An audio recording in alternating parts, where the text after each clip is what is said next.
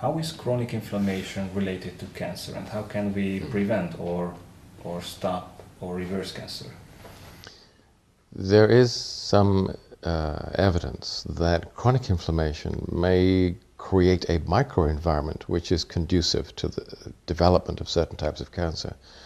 I think the jury's still out on that. What is rather more persuasive is the idea that an internal environment which is pro-inflammatory may accelerate and promote the growth of cancers.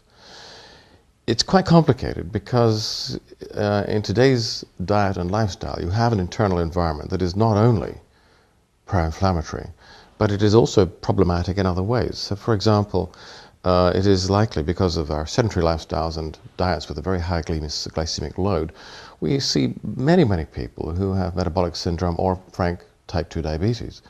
And hyperglycemia and hyperinsulinemia are also seen to promote the growth of cancers. So it's not surprising that cancer has become so popular. Again, go back over a century in time to a time when the diet and lifestyle was such that people were broadly in an anti-inflammatory state and did not have these problems with blood glucose and glucose maintenance.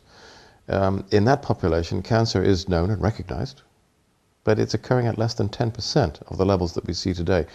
We have created an environment, the urban or the metropolitan environment, that is profoundly pathogenic, and it manifests itself, in amongst other ways, in this huge problem with cancer. It's a disease of civilization, to a large extent, and by that criterion, we've never been so civilized as we are today. Now, of course, this creates a huge business for the medical profession, the oncologists and the pharmaceutical industry.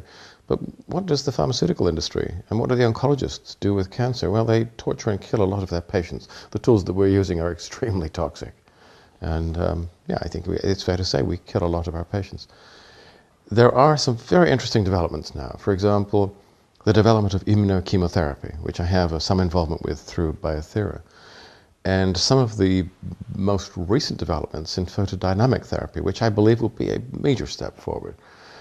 So yes, I can see new treatments coming in now which will do a great deal to make cancer management easier.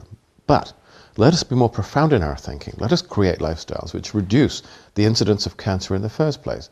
We actually have a knowledge base that will allow us to do that now, and the obstacles really are no longer scientific. They are political, they're regulatory, and they're economic.